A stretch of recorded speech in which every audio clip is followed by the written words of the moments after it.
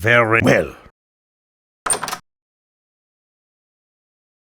What if I told you there was a game with the enemy designs of Doom Eternal, the crazy weaponry of Borderlands 2, and the co-op gameplay of The Left 4 Dead 2, and a little bit of Call of Duty Zombies mixed in? Well, if you told me that a couple years ago, I would have called bullshit and called you down. But if you told me now, I would know instantly you were talking about Killing Floor 2. Yep, today I'm talking about Killing Floor 2. So, what is Killing Floor 2? Killing Floor 2 is a co-op zombie shooter, but instead of just 4 people, there's a lot of people, and there aren't just 4 characters. There are like 12, I think, but I don't know. So, the basic premise is that there are, I think, up to 5 people fighting off waves of zombies, and the amount of waves can differ. And after all the waves are complete, there's a boss level, of course. And honestly, the enemy types and bosses are very cool. So I guess I'll start with those first. The enemies look amazing, and while I wouldn't necessarily call them scary, they are definitely very good looking. And some of them are harder than others, which is very good, because, I think there needs to be some that are good, some that are a bit harder to fight off, and, some that aren't. But all in all, the enemy types are really cool, especially the bosses. Like, they added this new one in an update that happened very recently, I think, called the Matriarch. Now, I have a problem with it, and that's it looks like a Big Daddy from BioShock, except, there's something alive in it, but that's pretty well the only key difference I figured out. So, yeah. The enemy types are amazing. They all look so cool. There's one that wears like circus attire with like a chainsaw. There's one that has these giant robot fist things, and then there's these ones that crawl around on the ground, which I like because they're very annoying, but they're easy to kill. So, there's a downside and an upside too. So, next up, let's talk about what you actually kill the enemies with. Weapons. Oh goodness, is there plenty of weapons.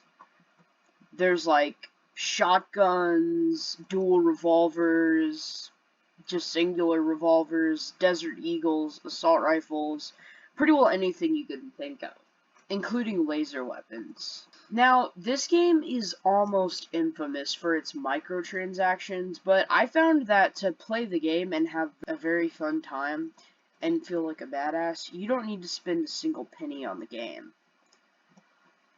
But, it might be kind of recommended considering the cosmetics do look pretty cool, but on the marketplace you can find stuff for really cheap. Like, I found some weapon skins for 3 cents. Yup, 3 cents. Now, let's talk about the weapons that you actually do have to pay for.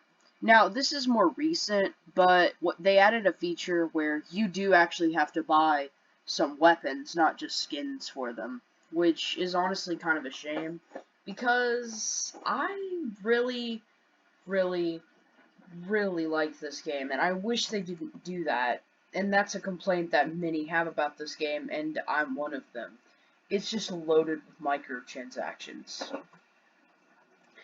And, like, that's why I would recommend buying the digital deluxe edition, because you get a bonus character and some styles for that character, and a few bonus cosmetics and a legendary weapon skin. And you can go on the Steam marketplace and buy some weapon skins on top of that, or just go on the in-game marketplace. Now, as the time of I'm recording this video and potentially uploading it, the game is on sale, and it's a good price. See, the game originally is like $20, maybe $30, but on sale you can normally get it for about $8. Just a fraction. Which I would recommend buying it then, because it has these big things where you buy the game on sale and then everything in the market in the game is on sale. So, I feel like it's definitely worth checking out when it's on the sale. Another thing good about the gameplay of this game is that it doesn't use crosshairs, which it took me some getting used to because I'm so used to using crosshairs in games like Call of Duty per se. And I keep thinking this is Call of Duty besides the grotesque monster designs. So, yeah, that kind of covers the monster designs and gameplay, but I think I need to summarize it one more time. So there's 5 people, and you start out in a wave with whatever weapon you choose as your starting weapons. Most of the time you get a 9mm pistol and what I'm going to be calling your specialty weapon, that one weapon you use very often. For me, it's the dual 1850 revolvers. I just like them a lot. Now, after each wave, you go to this little pod. I think it's called like the collector pod or something.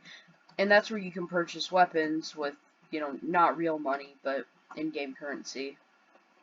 That doesn't cost money, which is good.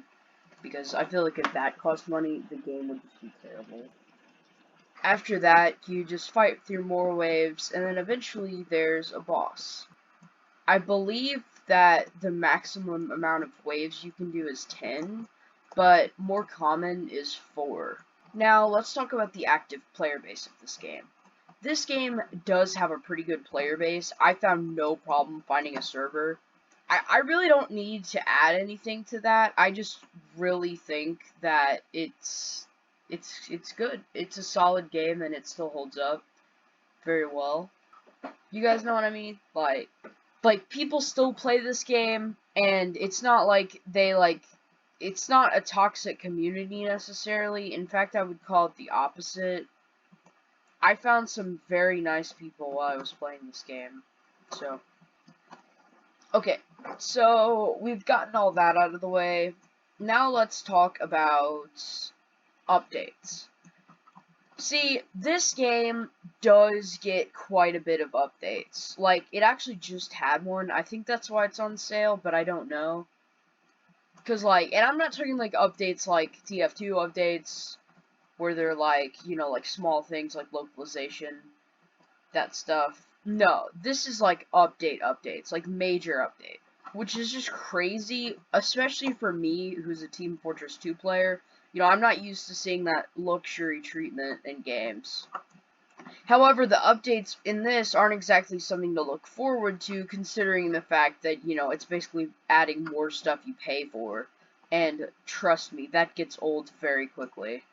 But, speaking of Team Fortress 2, it does have the class system of Team Fortress 2.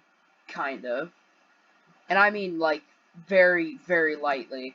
Like, I'm just saying, like, there's different classes of weapons. There's, like, support, gunslinger, marksman, I think SWAT's one of them, which that's, like, the heavier weapons and stuff.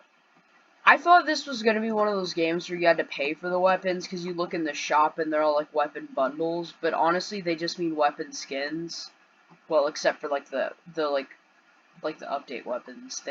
You do have to pay for those, which is kind of a shame, honestly, because they're pretty cool.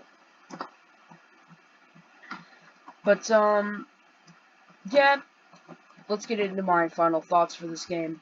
At the end of the day, this game is extremely fun. Like, it's very cool to play with friends, and I might argue that it's better than the first Killing Floor. It does take up a lot of space on your computer, though, like 85 gigabytes. Or, that's a lot for me, because I'm always keeping stuff on my computer, but it is a fun game. I would recommend it to any person who likes Left 4 Dead, or Team Fortress 2, or pretty well every game I like, ever. Yeah, that's all I wanted to say. Thanks so much for watching, and be sure to subscribe.